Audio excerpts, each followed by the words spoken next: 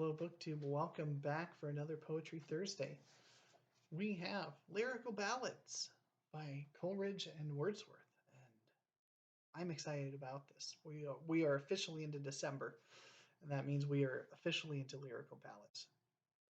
And what Aaron and myself have planned is to read for sure the 1798 edition. This is the first edition that came out. This is the skinny edition. It has 23 poems in there. And then as an option to read the others that were included in the 1800 and 1802 editions. So you will see in the description down below a schedule for each day to where we can read all of it before Christmas, and where you will be reading one, or on a rare occasion, two poems from the 1798 edition, and reading 1 to 3. I think there's one day where there's 3. Usually 1, sometimes 2, and on a rare occasion 3 poems from the fuller edition.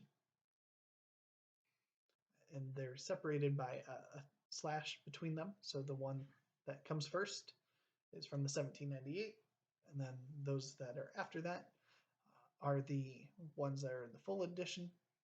The different poems are separated by an ampersand. So if there's a list of multiple ones, I use the ampersand symbol to indicate that it's a different poem that is following after that.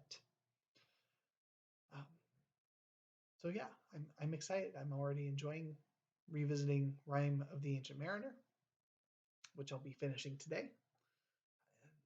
And the very first optional poem was Love by William Wordsworth. And I absolutely loved it. So I knew as soon as I was about halfway through reading it that it was what I would want to read for Poetry Thursday. So here we are.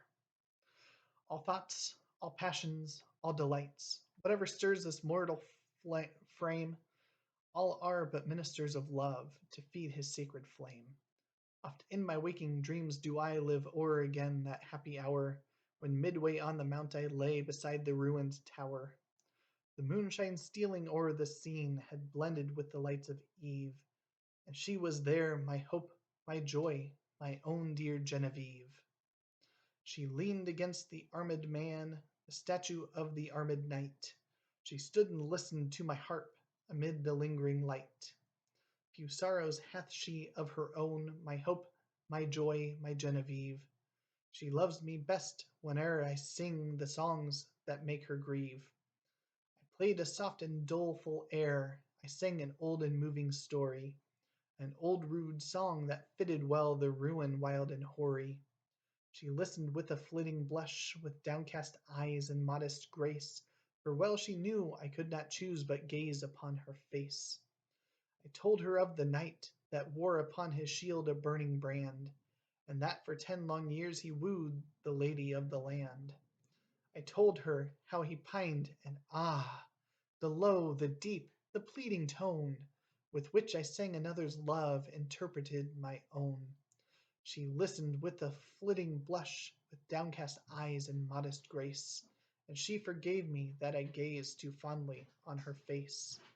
But when I told the cruel scorn which praised this bold and lovely knight, and that be crossed the mountain was nor rested day nor night, that sometimes from the savage den, and sometimes from the darksome shade, and sometimes starting up at once in green and sunny glade, there came and looked him in the face an angel beautiful and bright, and that he knew it was a fiend, that this miserable night, and that unknowing what he did, he leapt amid a murderous band, and saved from outrage worse than death the lady of the land. And how she wept and clasped his knees, and how she tended him in vain, and ever strove to expiate the scorn that crazed his brain, and that she nursed him in a cave, and how his madness went away when the yellow forest leaves a dying man he lay. His dying words, but when I reached the tenderest strain in all the ditty, my faltering voice and pausing harp disturbed her soul with pity. All impulses of soul and sense had thrilled my guileless Genevieve, the music and the doleful tale, the rich and balmy eve. And hopes and fears that kindle hope, an indistinguishable throng, and gentle wishes long subdued and cherished long. She wept with pity and delight, she blushed with love and maiden shame, and, like the murmur of a dream, I heard her breathe my name. Her bosom heaved, she stepped aside, as conscious of my look she stepped. Then suddenly with timorous eye she fled to me and wept. She half enclosed me with her arms, she pressed me with a meek embrace, and bending back her head looked up and gazed upon my face. 'Twas partly love and partly fear, and partly 'twas a bashful art that I might rather feel than see the swelling of her heart. I calmed her tears, she was calm, and told her love with virgin pride, and so I won my Genevieve, my bright and beauteous bride. Thank you, BookTube.